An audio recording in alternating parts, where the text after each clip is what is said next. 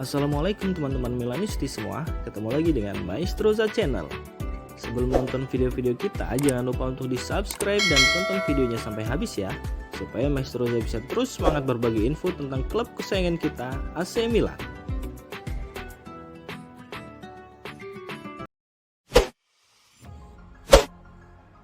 Mau Hakim Ziyech, AC Milan hanya perlu keluarkan uang sebanyak ini. Ada kabar baik datang bagi AC Milan. Winger incaran mereka, Hakim Ziyech, dilaporkan bakal dijual Chelsea dengan harga yang terjangkau. Dilansir dari Gianluca Di Marzio yang dikutip dari bola.net, AC Milan berpeluang besar mendapatkan jasa Hakim Ziyech karena Chelsea bakal menjual sang winger dengan harga murah. Laporan tersebut mengklaim bahwa Chelsea sudah menghubungi AC Milan untuk menawarkan jasa Ziyech.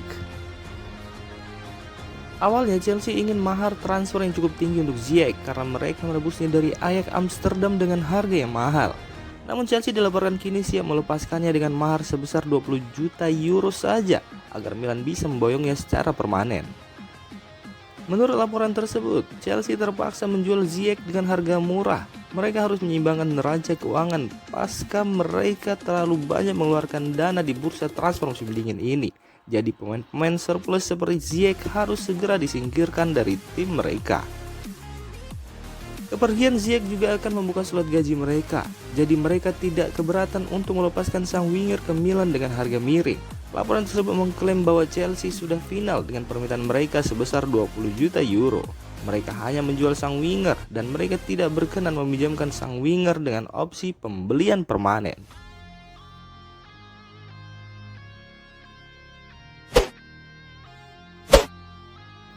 Stefano Pioli bersikeras AC Milan tak perlu pemain baru untuk bangkit. Pelatih Stefano Pioli menaruh kepercayaan kepada skuad AC Milan dan tidak akan merekrut pemain baru di sisa bursa transfer Januari meski mereka sedang terpuruk saat ini. Rossoneri mengawali 2023 dengan mimpi buruk setelah hanya menang sekali sejak pergantian tahun. Itu pun diraih dengan susah payah atas Salernitana dengan skor 2-1. Sejak saat itu, mereka telah melalui 5 partai terakhir dan tidak pernah meraih kemenangan selagi menelan 3 kekalahan di semua ajang. 2 laga teranyar berakhir dengan begitu tragis lantaran AC Milan dibantai Inter Milan 3-0 di Piala Super Italia dan 4-0 oleh Lazio di kancah Serie A. Kini mereka tertinggal 12 poin dari Napoli dalam perburuan gelar Scudetto. Namun pelatih Stefano Pioli bersikeras bahwa timnya tidak memerlukan rekrutan baru untuk membereskan masalah pada saat ini, terutama di lini pertahanan. Beberapa laga terakhir telah berjalan dengan buruk pada umumnya, tidak hanya lini pertahanan. Pada saat ini kami harus berkembang secara kolektif, kata juru taktik berusia 57 tahun ini dilansir dari Football Italia. Kami memiliki sumber daya untuk mengakhiri momentum ini. Klub telah mengungkap sikapnya di pasar transfer. Kami memulihkan para pemain cedera dan kami sudah puas dengan para pemain yang ada saat ini. Saya mengenal para pemain saya dengan baik. Jika mereka membuat banyak kesalahan, maka sayalah yang bertanggung jawab. Saya mencoba untuk menjadi lebih jelas belakangan, sederhana dan langsung bekerja dengan cara yang lebih baik.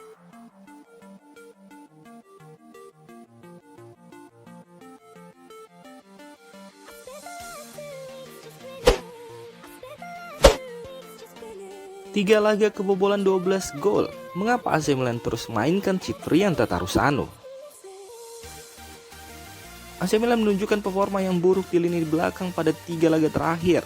Lantas mengapa pelatih Stefano Pioli terus memainkan Ciprian Tatarusanu sebagai kiper inti?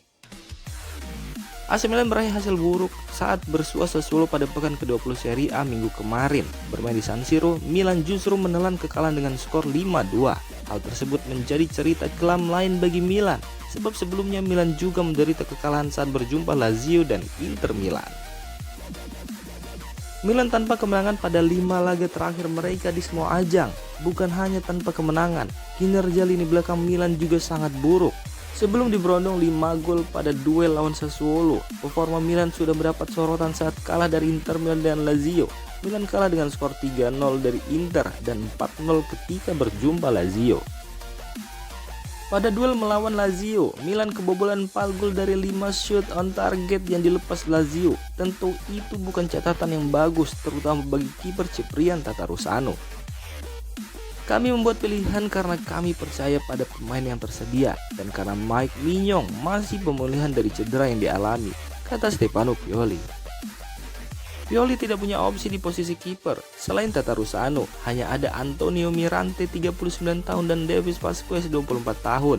Keduanya sama sekali belum pernah bermain di Serie A musim 2022-2023 ini. Milan benar-benar dalam situasi yang pelik. Di klasemen Serie A, mereka kini berada di posisi kelima dengan 38 poin. Mempertahankan Scudetto menjadi misi yang sulit dan berada di 4 besar bisa target realistis.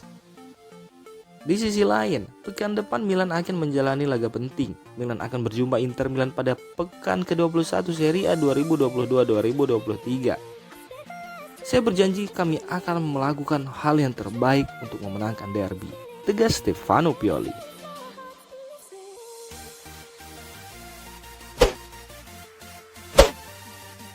Stefano Pioli dipanggil petinggi Milan usai tim kalah dari Sassuolo. Petinggi AC Milan yang dikomandoi Paolo Maldini dilaporkan baru saja melakukan rapat tertutup dengan pelatih Stefano Pioli setelah tim dikalahkan Sassuolo dengan skor 2-5 di lanjutan laga Serie A akhir pekan lalu. Awal tahun 2023 ini menjadi periode kelam bagi AC Milan. Bagaimana tidak? Dari 7 pertandingan selama Januari ini, Milan tercatat cuma menang 1 kali dan 5 diantaranya berakhir dengan kekalahan. Terbaru pasukan Stefano Pioli baru saja dibantai oleh Sassuolo dengan skor 2-5 di Giornata ke-20 Serie A, dan kekalahan itu semakin membuat Milan terjebak dalam situasi krisis. Setelah kekalahan memalukan itu, Sky Sport Italia melaporkan jika petinggi Milan langsung mengadakan rapat darurat dengan Pioli hari Senin kemarin. Rapat tertutup itu dihadiri langsung oleh petinggi-petinggi klub seperti Paolo Maldini, Ricky Massara, serta Giorgio Forlani, CEO Hanyar Milan pengganti Ivan Gazidis. Laporan Sky Sport Italia menyebutkan bahwa di rapat itu masa depan Pioli masih aman sebagai manajer rossoneri. Poin penting yang dibahas dalam rapat tersebut adalah bagaimana tim harus mengubah strategi permainan mereka untuk bisa segera bangkit dari keterpurukan. Biasa bermain dengan pola 4-2-3-1, Milan disebut akan beralih ke formasi 4-3-3 untuk pertandingan berikutnya. Di laga selanjutnya sendiri Milan bakal menghadapi ujian berat karena akan melawan seteru abadi mereka, yaitu Inter Milan di tanggal 6 Februari.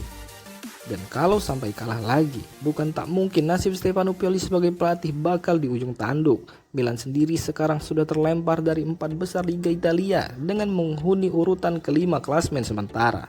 Harapan untuk mempertahankan gelar Scudetto pun amat tipis karena Rafael Leao dan kawan-kawan sekarang sudah terpaut jarak 15 poin dari Napoli yang duduk sebagai kapolista.